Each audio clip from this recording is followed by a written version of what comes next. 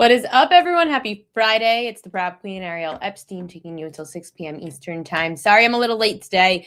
I was running a little bit behind. I've got some NBA to talk about today. We've got NBA action tonight and the Cup games tomorrow.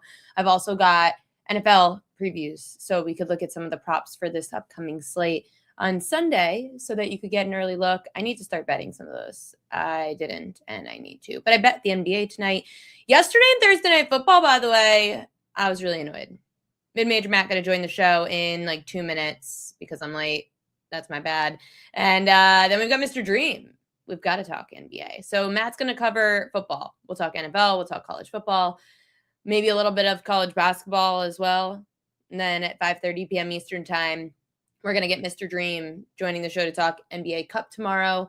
We'll have the NBA as well. Anything you miss, you go to the YouTube Prop Queen Sports Media page, and you'll be able to get all these interviews. If you miss any of the guests, you miss any picks, you can always go to the YouTube channel at Prop Queen Media. This way you don't miss any of it, especially when it comes to the Cup tomorrow. I really wanted to be able to have Cup picks so that everyone is set to go because we have no college football. Sorry, my hair's I just finished it, so it looks a little too much, but not that you guys care. We don't really have any college football tomorrow, so we really need some action, and that's the NBA. Last night, Thursday Night Football, by the way, I was so annoyed because you guys know I give out my Prop Queen edges every day on the show. And I gave out my Prize Picks lineup. And pretty much everything else hit except my best bet last night. Kirk Cousins did not run for 1 rushing yard. He should have. He stayed in the pocket every single time. But everything else, under completions for Baker Mayfield hit. And last night was exactly the reason why, and I need to tweet out the show. Sorry, I'm going to tweet out the show real quick. Last night was the exact reason why we can only bet under on completions and over on pass attempts. Because last night, Baker went over his 32.5 pass attempt prop, but under his completions. Why are we going to take an over when the attempt is there, as opposed to an under when we could, like an under completions, we could just worry about the other receivers too. Like you need 2 things to do well, a quarterback to throw and a wide receiver to catch. As for pass attempts, all we need is the quarterback to try to throw. So over on pass attempts, under on pass completions. That's how we play it. Live now. Mid-Major Matt about to join to talk football. Mr. Dream talking NBA tonight and NBA Cup. Let's bring on Mid-Major Matt right now. Matt, happy Friday. How can you say there's no college? There is college football this weekend. There's Army Navy, the game of the year, and there's a bowl game this weekend. Sorry, I meant I should be a little more specific. We don't have a full college football slate on Saturday. I always like to recommend, my PSA is the only game that I require people to watch is Army Navy. It's the only game of the year to watch. It is the best game of the college football. And so when we do rivalry talk, like, Yankees, Red Sox, Ohio State, Michigan, like none of those rivalries are as good as Army Navy. Like that is the best rivalry in sports. And it's probably one of the best rivalries ever. So it is a must-watch game this weekend. It's in Baltimore this weekend too. Yeah, they're I saw a lot of people over at the harbor already preparing for it. I would love to go see it, actually. I've never been. It seems like an awesome place and an awesome event to attend at some point in time. I'm assuming you're going to have action on it. So I think so. It used to be for years. The bet was the under. It was the under. It was always the under. And the under's still a possibility for this game, but they've taken away all the value. Like it used to be, it's funny because it used to open at like 43 and then it would go all the way down to like 39, 38. And then like eventually the books were like, well, wait a second, let's just set it at 38 or 39 and let people decide. Last year it went over the total. I think right now, because I see it on DraftKings and I see it on BetMGM, I kind of like Army +7. It would not be a large bet. And if you're not planning to watch the game, I would not suggest betting on it at all because this is the game that you should watch.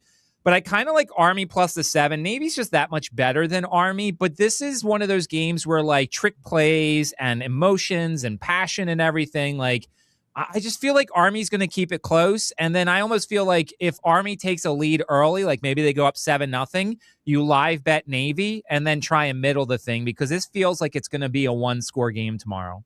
Ooh, okay. Close game tomorrow in Baltimore. I like to hear that.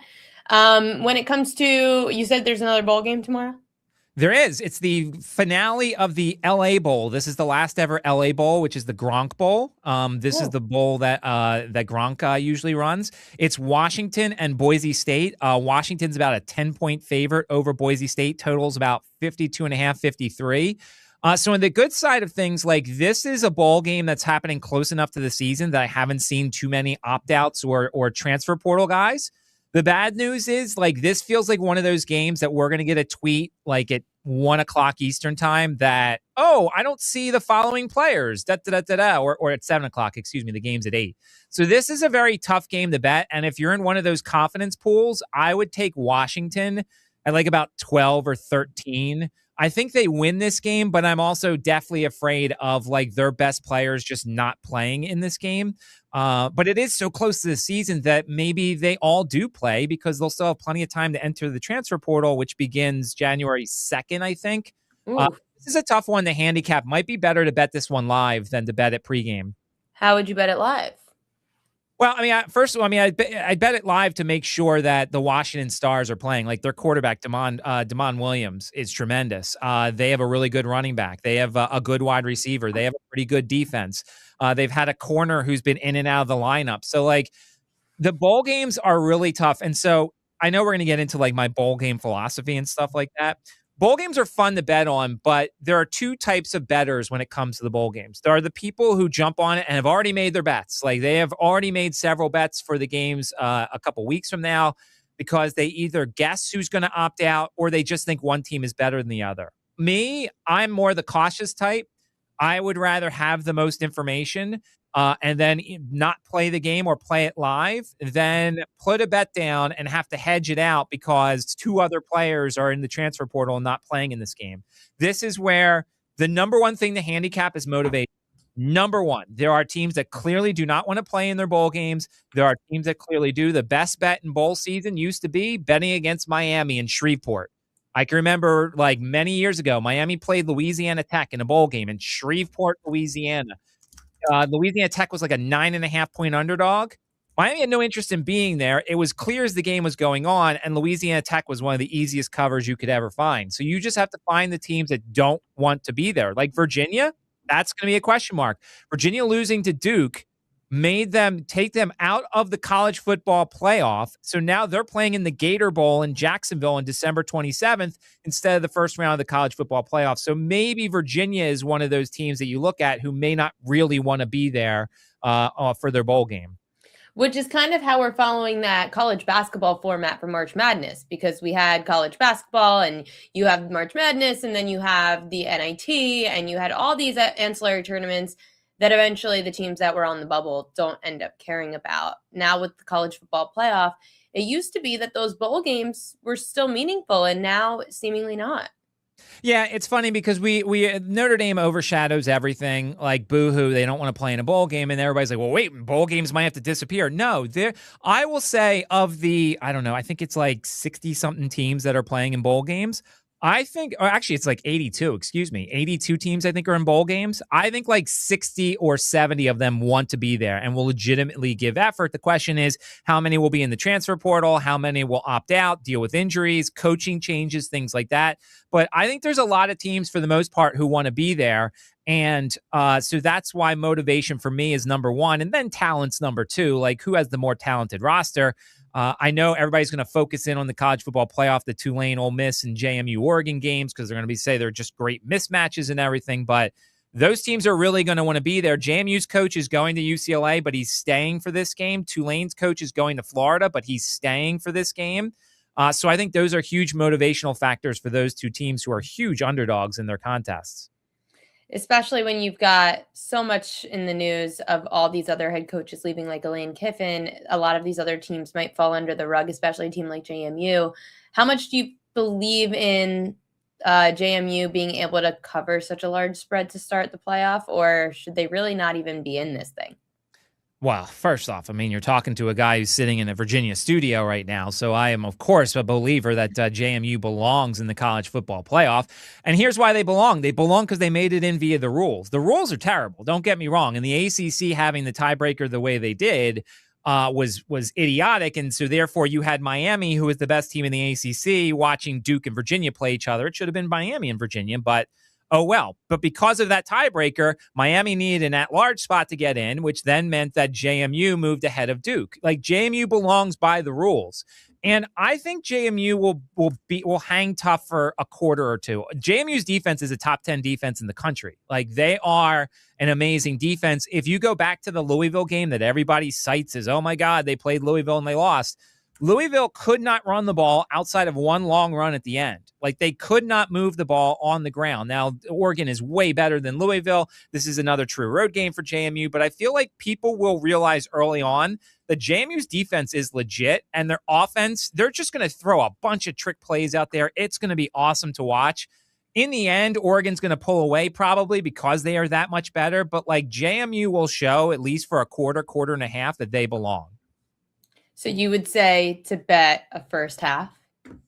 Yeah. I don't know how much of that's going to be like me just kind of leaning into this thing because I'm really rooting for JMU, but I feel like if they hold Oregon out of the end zone the first drive, like, I think this thing's close for a quarter and a half. Now, look, I could be completely wrong. Oregon can move down the field, bring 8 plays, touchdown, and this game's going to be a blowout. But I've watched enough of JMU's defense to know that if everybody's healthy and everybody stays, no one transfers, like, they're going to be really good, at least early on against Oregon, and force Oregon to make some adjustments and take them a little bit more seriously than maybe they would have previously. What games stood out to you when you first saw these matchups for the first round of the college football playoff? What did you say was, oh, that one's going to be a game I have to handicap? Well, I mean, I think, when we get to the later games, I mean, obviously Michigan-Texas was going to be a fun game. Now, all the terrible circumstances surrounding, Michigan's ex-coach, I don't know what that will do to Michigan's team. I think they could still overcome it. I still think, Biff Poggi, who is going to be their head coach for this game, I think he is different enough and good enough of a coach to motivate them to play for this game. But the question is, will that show up on the field? I think the Iowa-Vanderbilt game's interesting. Vanderbilt usually likes to ugly games up a little bit. Diego Pavia is the most exciting player in college football, so that's going to be a lot of fun a little bit later on. And then, you look at some of these littler matchups involving some of the other schools that I think will be exciting. How about Penn State, Clemson? Like, these two teams are probably not used to being in the Pinstripe Bowl played in Yankee Stadium. But, I think Penn State with their interim coach has shown a little bit of extra effort the rest of the season. And I think Clemson with Dabo, Dabo's going to have a tough time getting his team motivated for a game in a baseball stadium. So I think Penn State could be worth a look there. But yeah, I'm different. See, I love bowl games. I think the weirder and the most obscure matchup, the better. So I am one that thinks we should have more of them. They probably had no chance of the college football playoff, so they are happy being where they are because they're happy they got over 6 wins. Yeah, but Clemson doesn't play in baseball stadium. I'm talking about the teams, like you said, the weird, obscure, smaller schools. Oh, yeah. Like, Florida International is playing UTSA in Dallas, Texas. I think that's a tremendous game. Florida International, they play an exciting style. Their head coach, I'm surprised, is there. He was a guy that was a really good coach, I believe, at Florida A&M. He went to Florida International, was tremendous. Pittsburgh and East Carolina in the Military Bowl. I've been to a Military Bowl. I think that's a tremendous game. Annapolis's campus is absolutely tremendous. Toledo and Louisville, like, if Louisville's not 100% focused, Toledo could get the upset there. So, I look at all these matchups, and if I put bets up, and you'll follow on Twitter at MidMajorMatt, I post all my plays up there. I think a lot of my plays won't be for at least 12 hours before kickoff because I want to make sure to get the most information possible. I'm looking at the college football. Let's see. I'm on FanDuel right now. Obviously, there's still, I see some FCS spots up. So the FCS is really interesting because they're without the Dakotas, the good Dakotas. South Dakota is still pretty good, but South Dakota State, North Dakota State are usually the best, to the cream of the crop. North Dakota State lost as a 24.5-point favorite to Illinois State at home in the Fargo Dome. So that was really surprising. South Dakota State also lost in their game. So there's some new names that you're not used to in the FCS playoffs. My question is, Illinois State's a small underdog at UC Davis. Like, my question is, did Illinois State win their Super Bowl last week and they're not going to be as excited to play and travel out west to UC Davis? Now, I haven't seen UC Davis play, and they beat up on Rhode Island last week. But to me, situationally, did Illinois State win their Super Bowl last week and now traveling out to California, they're just not going to have anything left, and UC Davis wins this game rather easily. I'm surprised, without doing much research, that this line is as short as it is. But situationally, to me, it's the home team or pass in this situation. I'm looking ahead a bit. Alabama, Oklahoma catching 1.5. December 19th. Obviously, we still have a little bit of time. That's another game. You question, is anybody going to get up for that game? I think Alabama will. I think Alabama, well, this is the college football playoff too. This is the first round of the playoff. So you're going to get max emotion from both sides. Alabama should be a little healthier. They had a ton of injuries for that game. And they got a second lease on life. Let's be honest. Like, in a real world, Alabama probably shouldn't have made the college football playoff, but they did, because you can't penalize a team for playing an extra game that others didn't. Like, Notre Dame sat home, Miami sat home. Like, they can't move ahead of Alabama, who won the right to play an extra game. It just wouldn't have been right. And then we would have seen the end of conference championship game. So I like Alabama. Oklahoma's defense is no joke. Like, Oklahoma's defense is really good. I'll be interested to see what the team total is for Alabama in this game, because I might look at the under there. Oklahoma is the home team in this game, but in some places they're actually the underdog in this situation. So I think that's going to be a really fun game. I would lean early on to Oklahoma here, but certainly this is an injury report to watch, because Alabama missed a lot of good players for that Georgia game. Give us another obscure bowl. I mean, this is a good one too. The Myrtle Beach Bowl always seems to be crazy. Like, the Myrtle Beach Bowl last year, I believe, was Old Dominion in Western Kentucky. And that game, Old Dominion was up by like 30-something points. And then Western Kentucky came all the way back. And that bowl game was back and forth. This year, it's Western Michigan and Kennesaw State. Kennesaw State, who won the Conference USA Championship, is a really fun team to watch. They're in just their second year, I believe, of FBS action. Like, they were an FCS team just 2 or 3 years ago, and now in their second year, they're making a bowl game.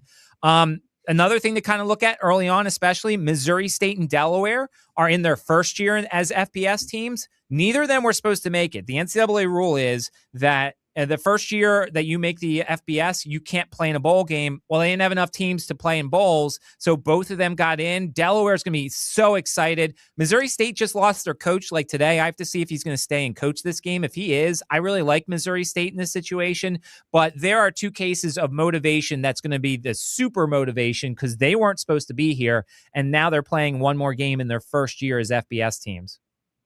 Ooh, okay. I love the obscure bowls. I know that I'll be watching some of them, but I'm more excited for the college football playoff, to be completely honest with you. I'm actually really excited for the NFL, because this week has a really good slate of games.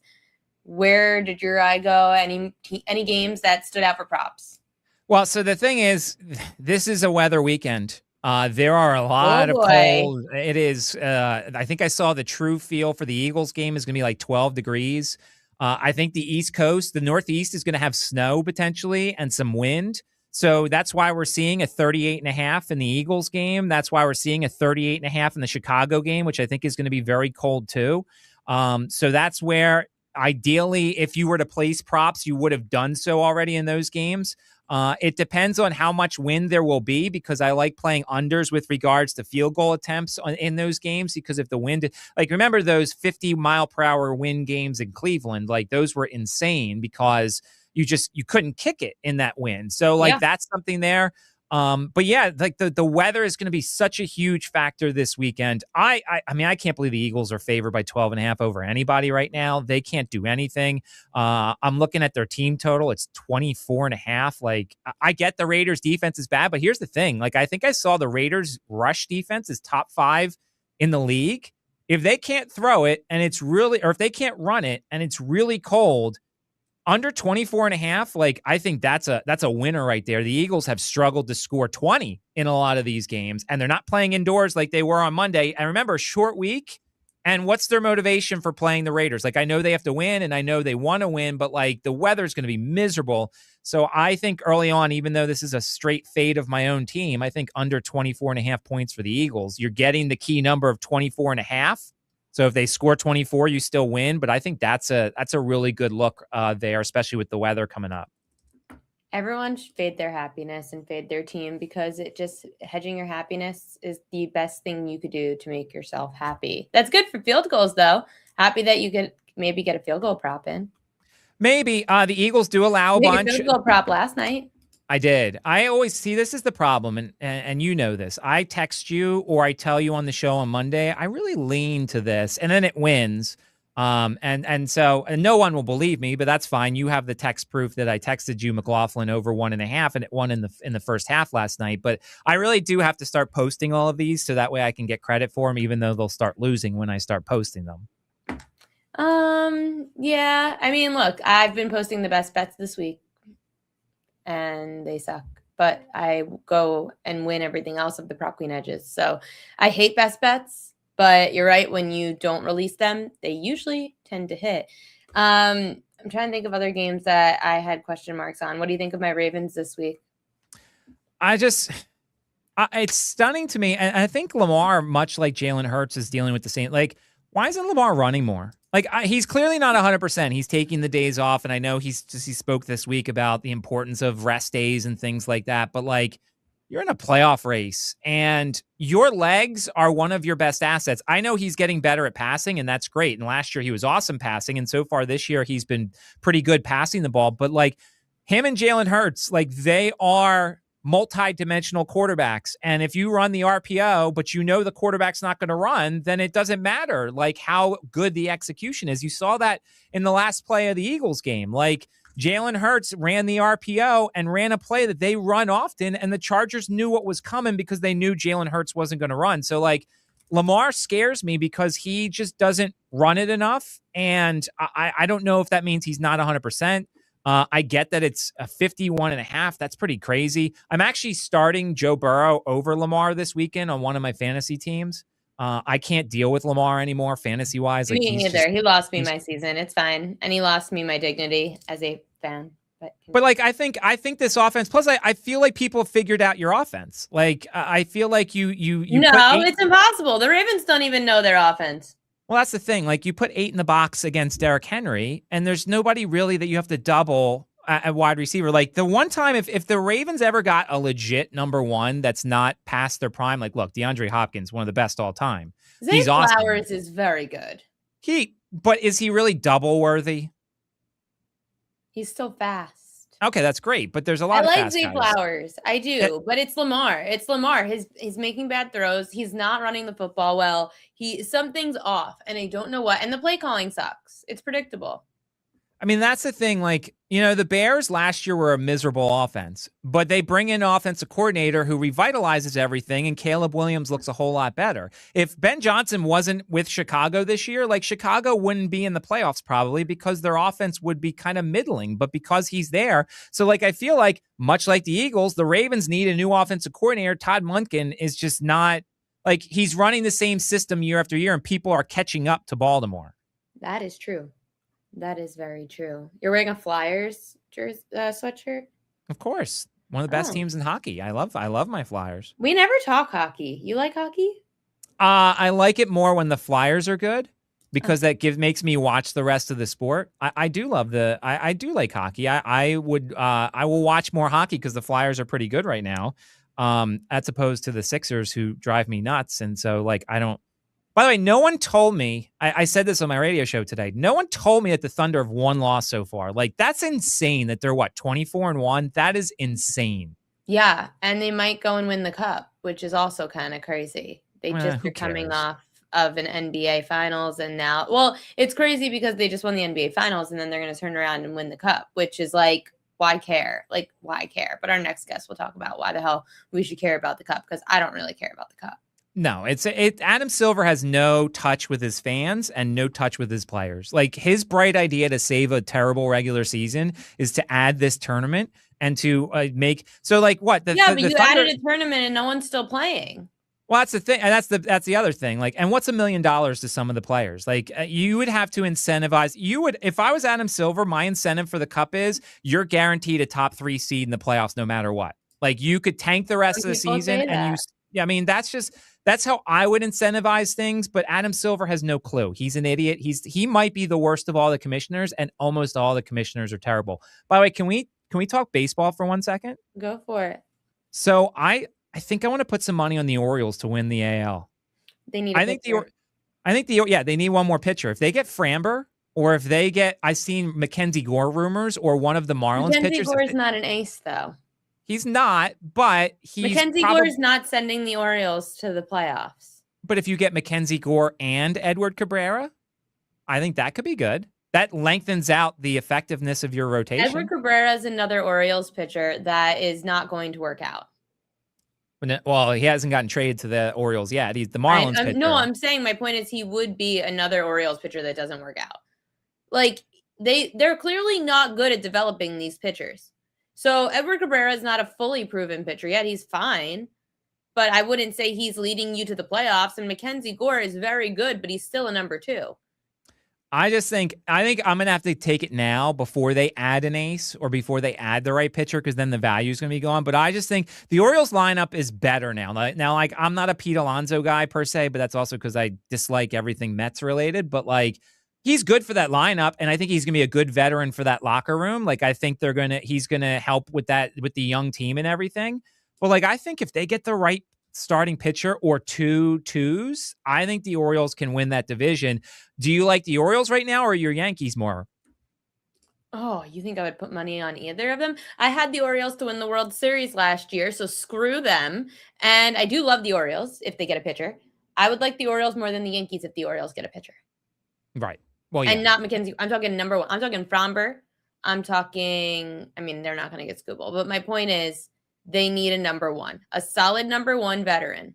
You know what? They could get Skubal if they wanted to give up Rutschman and one or two other players. Yeah, but that's defeating the purpose.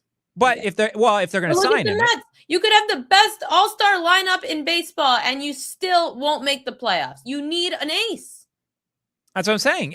But you can trade Adley Rutschman because they've got the guy behind him, and then trade 1 or 2 Jordan Westburg maybe, and then one other prospect, and maybe you get Skubal if you're willing to pay him going forward. Like, the Orioles would be the perfect team to get Tarek Skubal. I know, it would be great. I wanted them to get him, but I don't know. We'll figure out baseball, as now the winter meetings ended, so we won't hear from the baseball world most likely again until after New Year's. Mid-major, Matt, good luck to those bets this weekend. I will see you on when? We'll figure it out. And good luck to Fernando Mendoza. If you saw it in July when I gave him out as the Heisman at 60-1, he is Saturday hopefully going to finish that dream. So we will have hopefully hit a 60-1 future in college football. Oh boy, that would be a ton of fun. Mid-Major Matt, follow him over at Mid-Major Matt, and you can follow the newsletter at thepropqueen.com. His Mid-Major Matt college football newsletter is always out when it comes to needing any information on these college football games, like all the crazy bowl games that Matt is going to cover. Matt, see you next week. Sounds good. We've got to talk NBA. NBA is on tonight. We've got 6 games, also got NBA Cup action.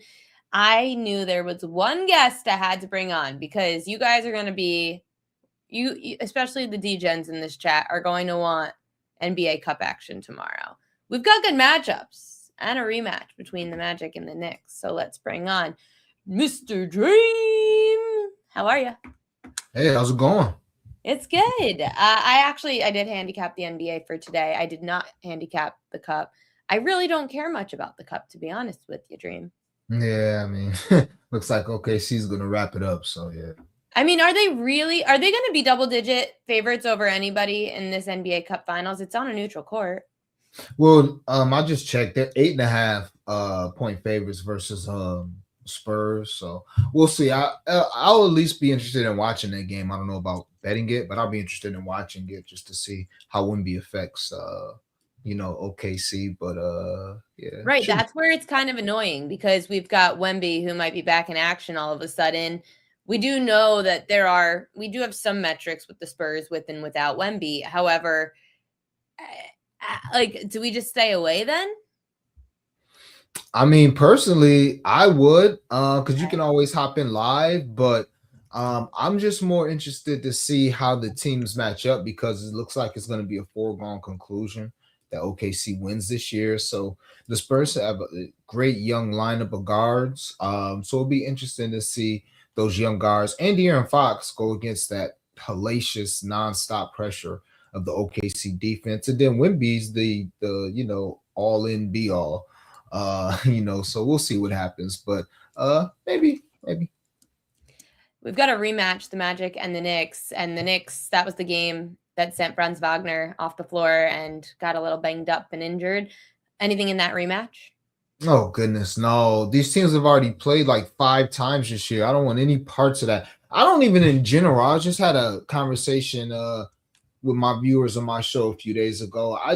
Seems like Orlando and even the Knicks, I just don't enjoy betting because the example I use is like the Pistons versus Orlando. So, if you're doing your research and you come across, let's say, you're capping against the Pistons or you're capping for the Pistons and you come across, a team that the Pistons going against and they give up a bunch of assists, or they give up, 30 points to a 3-level scorer, or they give up a bunch of threes, or they give up double-digit rebounds. Like when you see that during your research, you kind of know if you're betting on Detroit where to go. So Cade for the assists, maybe for the points plus assists, Duncan Robinson for the threes, Jalen Duren for the rebounds. It doesn't always go that way, but it's pretty kind of, it's pretty easy, Yeah. A team like Orlando, not so much. If you got if you feel like, okay, somebody should get double-digit rebounds versus this team, who on Orlando can you trust? Wendell Carter Jr., good luck with that. Goga Bitadze, good luck with that. Paulo Banchero, okay. Same thing with the threes. Maybe Desmond Bane, but do me a favor and look at Desmond Bane's last 10, 15 games. You want to bet that? Just threes? You never know. His threes were the play 2 years ago. Right. Now, and he can always have a game where he shoots 5 of 9, but it's not consistent. So personally, I tend to stay away from Orlando Magic games. They kind of remind me of the Raptors. If you look at like Raptor props, like their whole starting lineup is between 15.5 and 20.5 points, except for Ingram. He'll be at like 23.5. It's like it's kind of like throwing a dart trying to make it just not the biggest fan of some teams. So to answer your question, I won't be watching it. I think the Knicks win, but I won't be watching it. I don't like really betting on Orlando, and their games don't really do too much for me. But I think the Knicks very win. slow. I agree. They're a really tough game and tough team to handicap. John Mack says, my buddy was asking me about taking a DK bet plus 475 OKC does not lose back-to-back games this season. What do you think? Wow. I actually like that more than everybody talking about betting. I feel like plus 475 is not enough value to not lose back-to-back games. Well, the way I look at it, it does seem kind of low. The way I'm looking at it is people are thinking that this team may go 75-7 or 74-8. So if you're under the assumption that this team is going to lose less than 10 games, then it would make sense they don't lose any back-to-back games all year. So I personally would probably bet that before I bet them to win 75 games or whatever's out there for like plus 500, plus 550 personally. This is a good point, though. He said, I think OKC lets the gas off the pedal for a while after they potentially win the cup. So maybe up until the break, or you think that they're really striving for going for the best record? I'm a natural skeptic, so I don't like to kind of drink the Kool-Aid if everybody's drinking it. But, this OKC team, they're so young, they're so defensive minded, and they're so deep that if you miss how are they going to take their foot off the pedal? They haven't even, J-Dub is just now playing. Chet's going to probably miss 10 or 15 games. Like, people are in and out of the lineup. So many guys are trying to prove their point. Lou Dort's back. Like, you're always going to have Wiggins just waiting to come in and drop 20. You're always going to have AJ Mitchell just waiting in to drop 20. Nobody's even talking about Caruso so far this season. Case and Watt, like, they're just too deep. Honestly, they're just too deep. So I don't see them taking it. They can't. It's impossible. The way they play, you can't take your foot off the gas. Can't. We've got 6 games on the slate tonight. stream, and you've got this nice little parlay. It's funny. So we actually agree again. Michael Porter Jr. I went over PRA. You're going over points. This matchup for him is so perfect. And I'm going to go through why I like PRA on prop queen edges. He's done really well, though, against defenses that struggle, especially with rebounding. And I know that's like a weird stat, but when you struggle on the boards, Michael Porter Jr. has been able to take advantage offensively and defensively. How come you're going with the over on alt points? Yeah, so this was for a parlay. I actually played this 25 points for 0.75 units. It's like minus 102, plus 100, something like that on DraftKings. But since this was a parlay and I had a boost, I just kind of lowered it down to something respectable, like a minus 130. But it's pretty simple, man. Michael Porter Jr., he's playing really well. He's got 5 threes in 3 straight games, double-digit attempts, 30 points in 3 straight games. And this is a matchup that I think is going to be up and down. I don't think they have – I don't know. It's tough to say they have don't have anybody to guard him. But between P.J. Washington, AD's not going to be guarding him. So it's probably going to be P.J. Washington. I think it's a decent matchup for Michael Porter Jr. And if it ain't him, besides Noah Clowney, it ain't going to be anybody else. So he literally has to shoot the ball. I agree with you. His rebounds and assists are very interesting as well this game. He could get a double-double. He can get 4 or 5 assists. I wouldn't be surprised at all.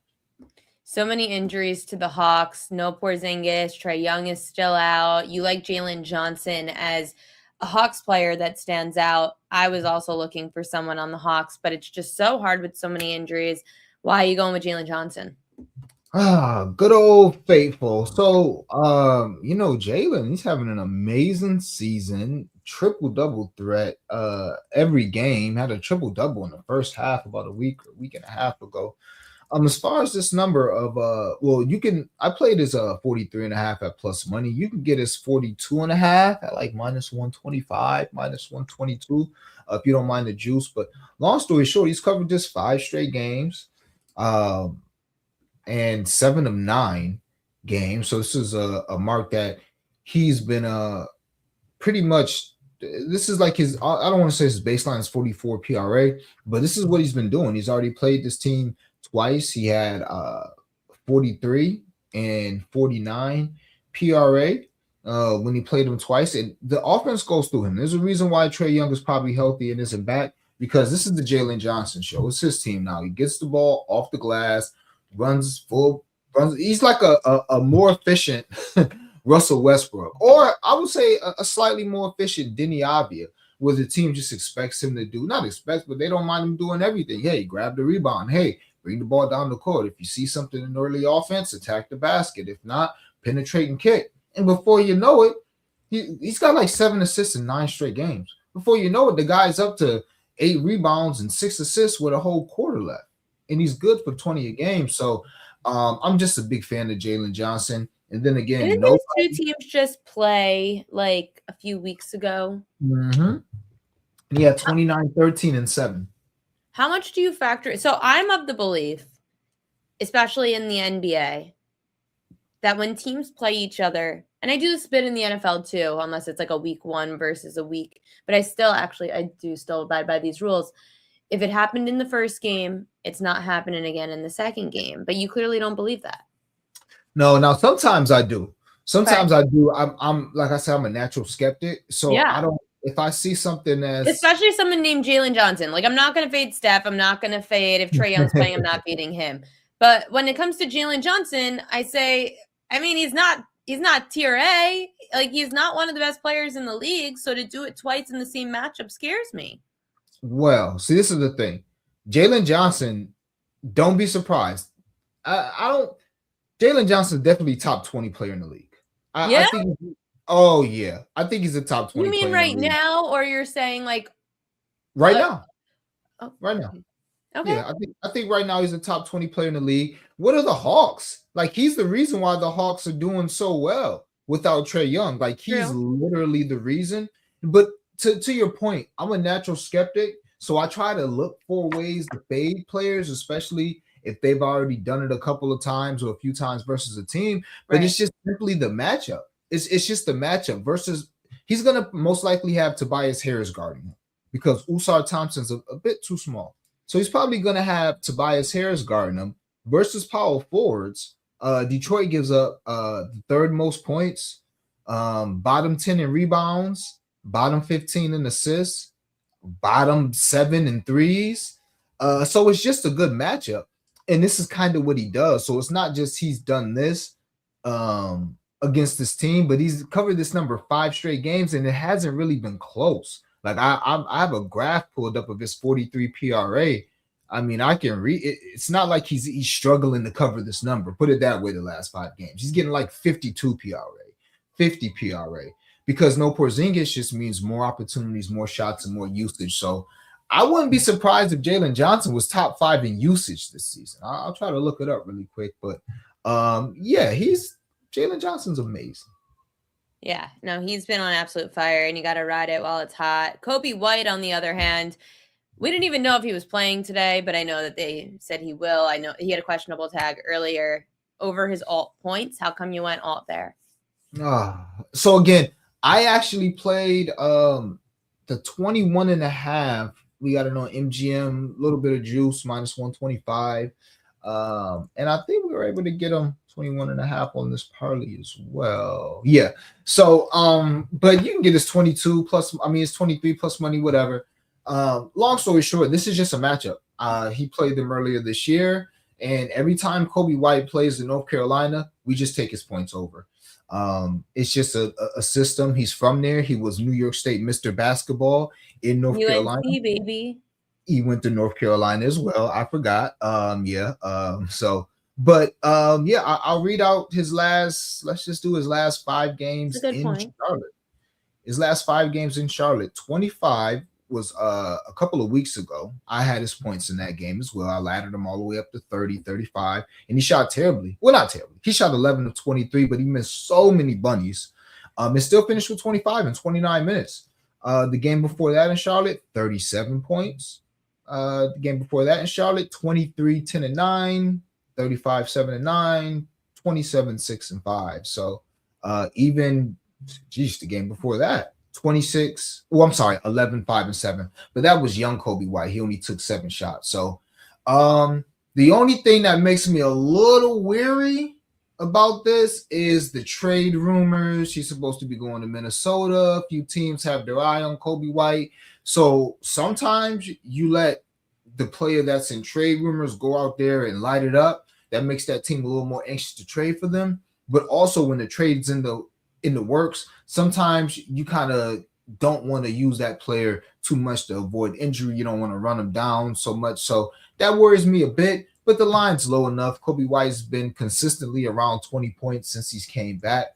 So matchup and actually what he does in Charlotte, that was enough for me to go ahead and take his points tonight. I think he puts on a show in Charlotte.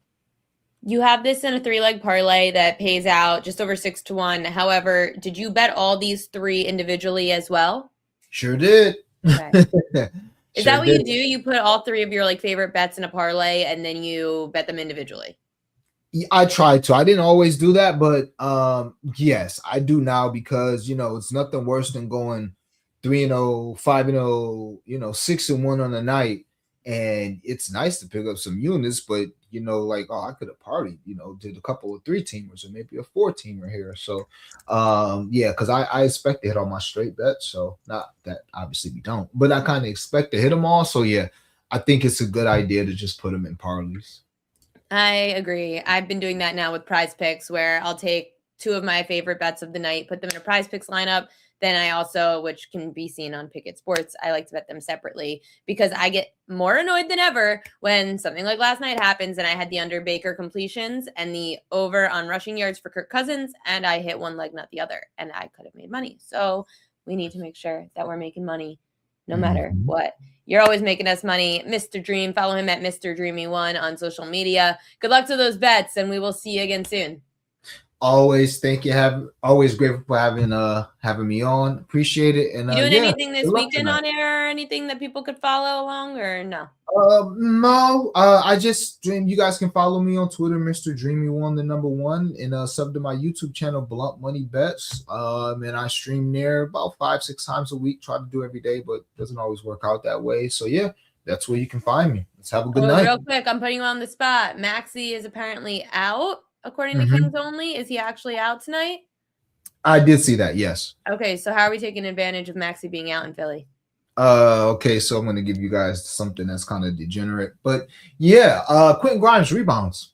Okay. Look at the last 10 guards that have played the Pacers have all got 5 rebounds. And I'm talking point guards.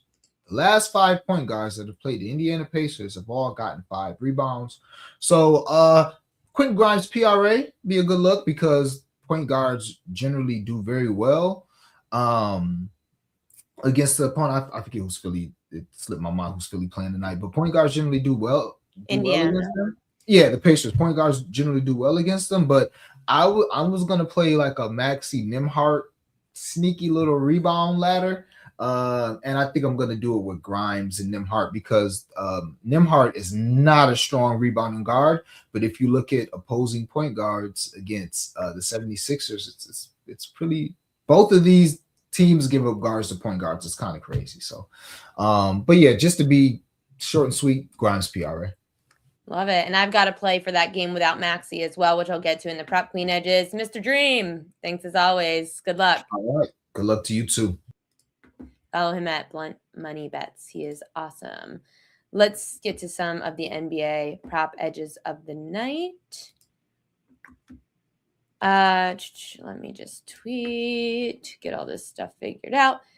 I love nothing more than when LaMelo Ball is out. I love Miles Bridges. Now, granted, last year we were able to take advantage of Miles Bridges going over his rebounds plus assists prop without LaMelo. The book caught on to that, and he's been cashing unders on those, so we're staying away. However, when it comes to points, it's definitely worth a look. So Miles Bridges this year in games without LaMelo Ball, he's gone over 22.5 points in 3 of 4 home games against Chicago without him. His lone under was actually on November 28th with Ball active. At home this year, Bridges is averaging 23 points a game compared to just under 19 on the road. And that's also without LaMelo Ball. All these stats are without LaMelo Ball. In home games against bottom 10 defenses without LaMelo Ball, so home games against the bad D, like the Bulls, 29, 34, and 24 points. I love that he didn't go over in the last game on November 28th. We're hitting the over. Miles Bridges without LaMelo Ball tonight on the points. The Bulls allow the 5th most points per game. 60% of small forwards have cashed their over on their points prop against the Bulls in the last 10 games. Bulls center Nikola Vucevic, a weird underrated play, is looking at his over 3.5 assists. I'm going to show you why from props.cash. Remember, subscribe to props.cash using promo code PropQueen, and you get 50% off the first month. NBA charts. So these are the numbers for Vucevic with oh, wait, never mind. It doesn't count. Don't add this. Nope, Kobe White is in. Never mind. Kobe White's in. Scratch Vucevic. Scratch. Kobe White's in. That was without wait, Kings only. I'm gonna tell you about that. We're good to that. Scratch Vucevic out because White's in, so don't worry about that. Tobias Harris over 18.5 points and rebounds. I don't love this one. However, he's coming off the injury report with an ankle issue. It's not great, but he's gone over this in 4 of the last 5 against Atlanta at home, with the lone under coming in the most recent meeting. This game's Hawks at Pistons. They're in Detroit, 7 p.m. Eastern. Atlanta's allowed the 8th most rebounds per game, and power forwards have been the most consistent in hitting their overs against Atlanta. Tobias Harris being that guy. Again, coming off injury scares me a little bit, and his average against teams bottom 10 against rebounds allowed are not great, but he has a really good history against Atlanta. Again, and at home in Detroit against Atlanta, he's gone over this in 4 of his last 5 games. Atlanta's guard Nickeil Alexander-Walker under 21.5 points. Like I was saying with Mr. Dream, this is like an average player who went over in the last meeting with 26 points against a top 10 defense in the Pistons. That was December 1st, also without Trae Young.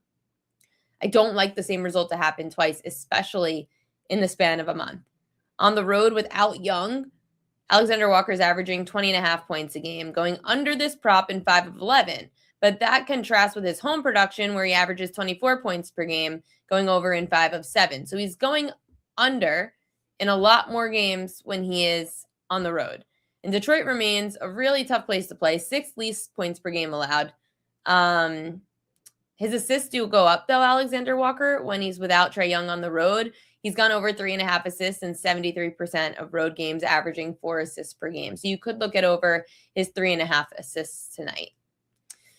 Joel Embiid over his 3.5 assists, also very intriguing. So this obviously is about if Maxey plays or doesn't. If Maxey does sit, which he is, he's out, Embiid is actually really good. He averages just under 5 assists per game. In 4 of his last 6, he's gone over 3.5 without Tyrese Maxey. And Indiana has actually allowed the six of the last 9 centers to go over their assist prop when going against them. So if you want to play tonight with no Maxey, Joel Embiid over 3.5 assists at plus 122, or sorry, minus 108. That's not plus 122. It's minus 108 is a very good value. So I would definitely look there. Michael Porter Jr. So Mr. Dream likes him over points. I'm going over PRA. Against teams that are bottom 10 in rebounds allowed, Porter's gone over 34.5 PRA in 5 straight road games, 3 straight overall. Oh, sorry, that was messed up. Start over. Overall, on the road, 5 straight. Overall, 3 straight. However, he's averaging 30 points, 11 rebounds, and 4 assists per game when up against teams that are bottom 10 in rebounds allowed. So they're bad on the boards. Michael Porter Jr. taking advantage, 30 points, 11 rebounds, 4 assists. That adds to way more than 34.5 PRA. So either this number is really sketchy low, or the book hasn't caught on because it's the Brooklyn Nets and this game sucks. So Nets at Mavericks tonight. The Mavs have allowed the 3rd most rebounds per game. 57% of small forwards have gone over their rebounds and assist prop against the Mavs. Timberwolves and Warriors tonight. Jimmy Butler under his PRA. So even without Draymond Green, Butler has really not done that great. And I thought maybe we would see a boost to the rebounds plus assists for Jimmy Butler, but we don't. In fact, in home games without Draymond in the last 10, he's only averaging 21 PRA. He's gone under in 9 of the last 10, and that's including games with Steph. Quentin Post is the name that you want to look for, the center for the Warriors, over 9.5 points. He's going to get more playing time. He's going to get more opportunities with Draymond out. Post is averaging just under 12 points a game over his last 10 without Draymond Green, going over his points prop in 70% of those games. So I would definitely be taking a look there. Lasagna? What do you mean lasagna? I was really late today, so I wasn't able to make this graphic, so I asked ChatGPT to make it. It did a pretty good job, honestly. That's why it looks a little different. I've got NFL prop edges, but my best bet will be an NBA play that's not on this list. I've got one more play that makes absolutely no sense. Similar to my Jonathan Taylor play from last week in week 14. I said you have to check the home road splits. Jonathan Taylor, or was it week 13? Jonathan Taylor, his home road splits are drastic. And on the road, they're still making his number as high as it should be at home. But he dropped off obviously, Daniel Jones' injury, dropped off 30 yards. So we have a similar play in the NBA tonight that also has a huge home road split drop-off.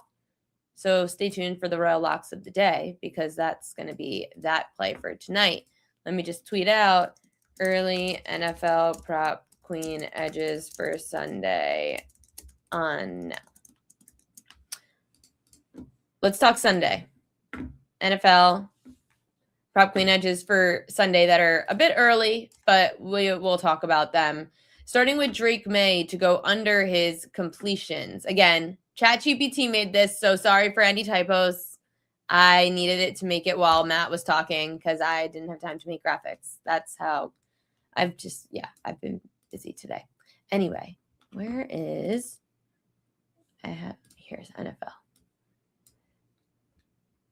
Good game, Pats Bills, and apparently, according to our guy John Ewing, the Pats are pretty they need the Pats. The Bills are the most public side.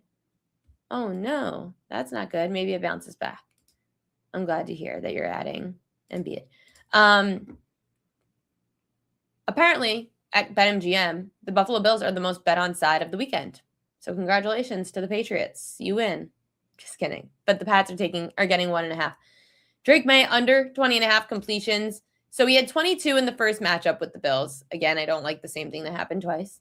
Against teams that are top 10 against the pass, May's gone under in 3 of 5, and all of those 3 were at home. Buffalo's allowed the least completions per game at 16 to 17.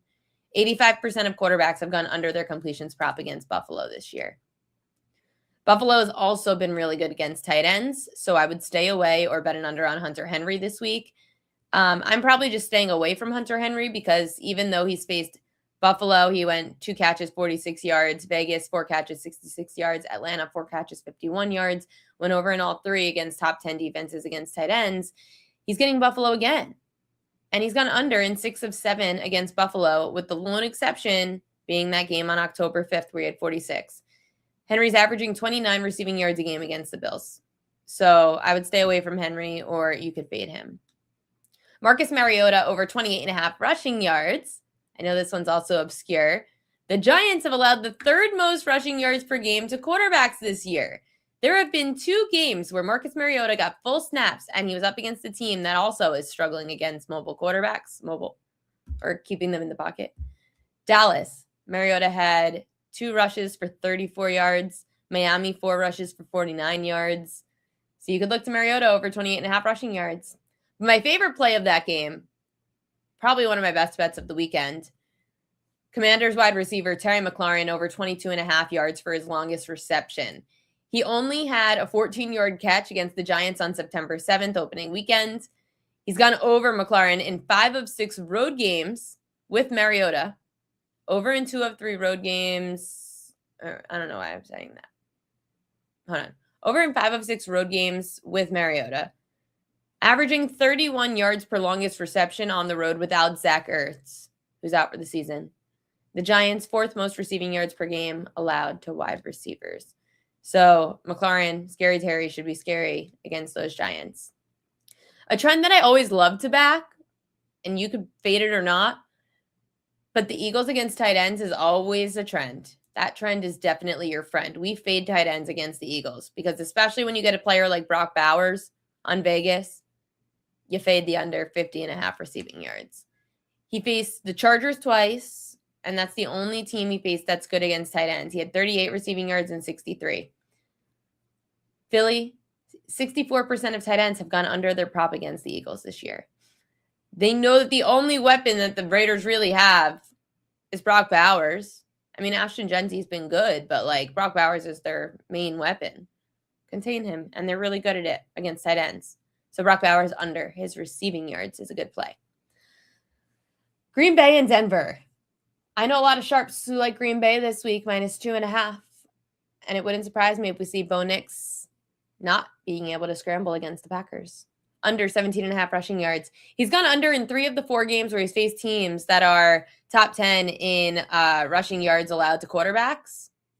And that's Green Bay. 2nd least rushing yards per game allowed to the position at 10.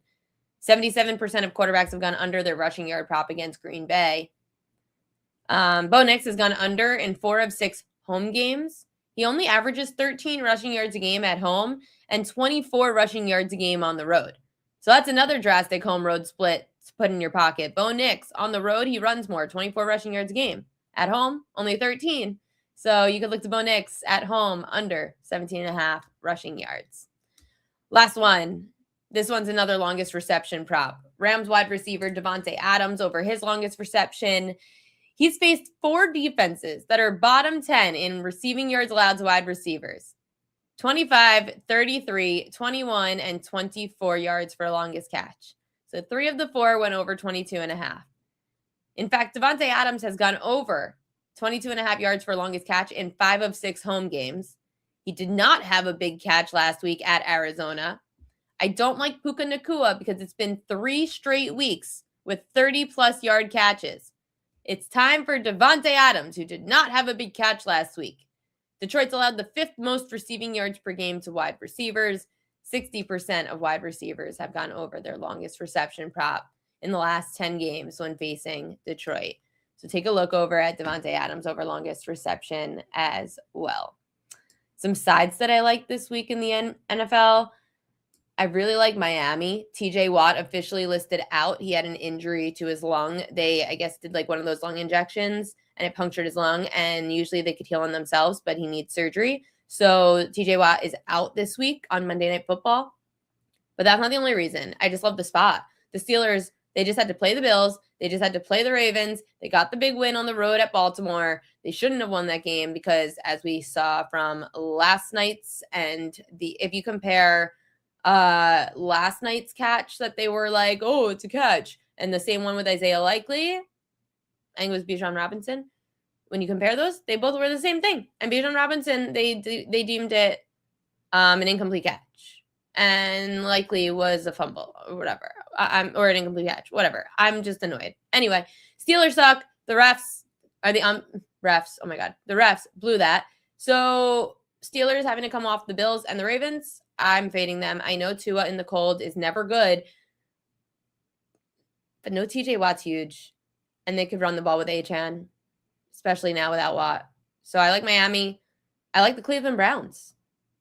I look at this as a complete look-ahead spot for the Chicago Bears, who just lost a heartbreaker last week to the Green Bay Packers, and now they have to look ahead again to the Green Bay Packers, who they're facing next week. And I'm going to take the better defense, which is Cleveland. Cleveland's definitely the better defense in this matchup. So I'm going to take the points. 7.5 is way too many for that Cleveland D, who's going to try to back Shador and prove that maybe they do have a quarterback that they can call their number one for now.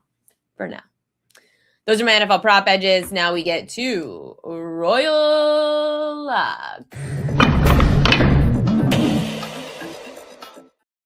This is the Royal Lock of the day that I told you guys was a crazy, drastic home road split in the NBA for tonight. Rudy Gobert. This number is so freaking low, and it shouldn't be. If you look at the recent stats, Rudy Gobert has not had great numbers in the last, 3 games? Yet he's faced Golden State in 2 games without Draymond Green, and he had 12 and 10 rebounds.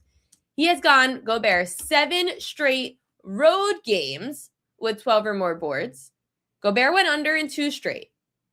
On the road, he's averaging 11 rebounds a game. At home, only averaging about 9 rebounds a game. The Warriors have still allowed the 7th most rebounds per game to their opponents, and without Draymond, that is a lot of defense to lose. I already locked it in. Rudy Gobert over 9.5 rebounds tonight. I also have a Prize Picks lineup. I combined my 2 favorite props of the night into this Prize Picks lineup. $250 pays you $750. I'll throw it in here. If I had a second favorite play of the night, it's this one. The Miles Bridges. More than 22.5 points for Miles Bridges. Rudy Gobert, more than 9 rebounds. $250 pays you $750. If you missed it, Miles Bridges. He is, without LaMelo Ball tonight, Miles Bridges has gone over in 3 of 4 at home against Chicago without LaMelo. He went under the last game, but that was with LaMelo against Chicago, averaging 23 points a game at home this year, 19 on the road. In games against bottom 10 defenses at home without LaMelo Ball, Bridges has 29, 34, and 24 points. And we're talking about the Bulls, who allow the 5th most points per game in the NBA. So more than 22.5 points for Bridges, more than 9 rebounds for Rudy Gobert. And let's make money tonight. I have to go out now for my friend's birthday. I will be on Last Call and Waiter Talk on Sunday, talking all you need to know with Yanni the Greek and John Murray with the needs of the week. Right now, we know that the books do need they need the Patriots. They might need the Saints, which I feel like every week they need the Saints. Stay tuned for Sunday.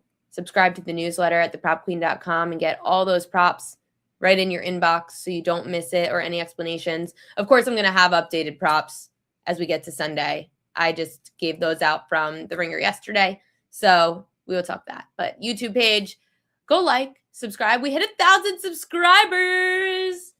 I'm so pumped about it. We hit 1,000 subscribers on the YouTube, so that was really exciting. Subscribe there. It's free. Obviously, you don't have to miss a show or a guest or a prop. If you missed anything or came in late, you could go check it out there. I clip the segments so that you guys don't have to go through the whole show if you just want to watch the Prop Queen edges or a specific handicapper. And one last thing before you guys go.